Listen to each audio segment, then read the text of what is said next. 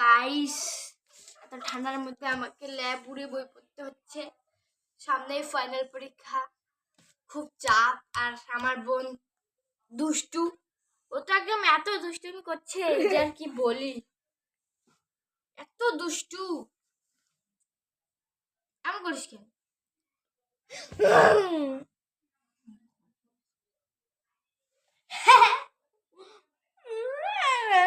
এত দুষ্টুমি করিস কেন? এত দুষ্টু। আমাকে আর ডিস্টার্ব করবি না। কি করতেছিস? আমার পড়ার চাপ আছে, ছাড়। দুষ্টু দুষ্টু